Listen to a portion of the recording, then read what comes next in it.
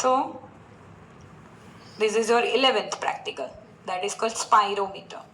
Okay, lecture માં already આપણે જોયું spirogram, that is the record. શેના માટેનો રેકોર્ડ છે? ટુ મેજર રેસ્પિરેશન રેટ નથી મેજર કરતો. આ ઇન્સ્ટ્રુમેન્ટ શું એકચ્યુઅલી મેજર કરે છે? યસ, લંગ્સની કેપેસિટીઝ, રાઈટ? એટલે વોટ ડઝ ઇટ મીન લંગ્સની કેપેસિટીઝ એટલે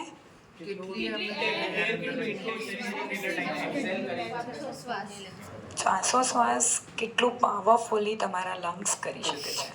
ઓકે, લંગ્સ રિલેટેડ કોઈ પણ ડિસીઝ છે, ઓકે, બ્રોન્કાઇટિસ છે, અથવા તો નોર્મલ લેંગ્વેજમાં કહે તો બહુ બધો કફ થઈ ગયો છે માણસને, બરાબર, પછી corona it's the best example કે કોઈક રીતે લંગ ઇન્ફેક્ટેડ છે એન્ડ વી આર અઝ્યુમિંગ કે એ વ્યક્તિ પ્રોપરલી બ્રીથ કરવા માટે કેપેબલ નથી due to his lungs capabilities, right? અત્યારે એના લંગ્સની જે વોલ્યુમ સ્ટોર કરવાની, એટલે કે હવા જે અંદર જવી જોઈએ અને જેટલા પ્રમાણમાં સ્ટોર કરતું હોય, ઇનહેલ કરતું હોય, પછી એક્ઝેલ કરતું હોય, ઓકે, એ માપવા માટે, એટલે એક રીતે એ જે ટેકનિકલ ટર્મ છે that is called the capacity of lungs.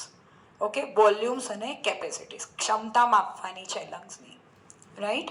Okay, typical તમે કોઈ પણ હોસ્પિટલમાં જશો ને, this is the totally portable machine, એકદમ કોમ્પેક્ટ અને પોર્ટેબલ મશીન. આ મશીન ટિપિકલી આપણે એવું અઝ્યુમ કરી લઈએ કે સામેવાળો જે વ્યક્તિ છે એને લંગ્સનો એવો કોઈ પ્રોબ્લેમ છે જ, ઓકે, તો એ ટિપિકલી ડિઝાઇન છે ફોર્સ્ડ એક્સપાયરેટરી વોલ્યુમ માપવા માટે. કયો કીધો મેં? Forced expiratory volume. એટલે આ ઇન્સ્ટ્રુમેન્ટમાં તમારી મેક્સિમમ ક્ષમતાથી તમારે બ્લો કરવાની હવા. લંગ્સ પાવરફુલ છે તો જે વોલ્યુમ છે, અંદર એક ફેન જેવી સ્ટ્રક્ચર છે, એ હલવું જોઈએ. જો બતાવું, ઓકે, અને આની અંદર આખો સોફ્ટવેર પાર્ટ છે. શું કરવાનું છે? જોરથી ફૂંક મારવાની મોઢાથી.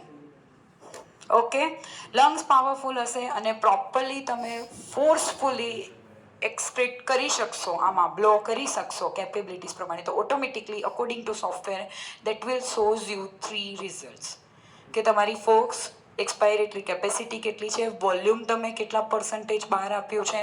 ઓકે, મેં તમને જે લિસ્ટ આપ્યું ને એમાં જોજો 3 વેલ્યુઝ છે ને, હમણાં હું બતાવું પણ છું, right? Let us start. Okay, simple charge કરીને હું લઈને જ આવી છું અત્યારે. ઓકે, હવે ઇન્સ્ટ્રુમેન્ટ પર ફોકસ કરજો. બીજું ભૂલ કરી દે ક્લિપ બકા.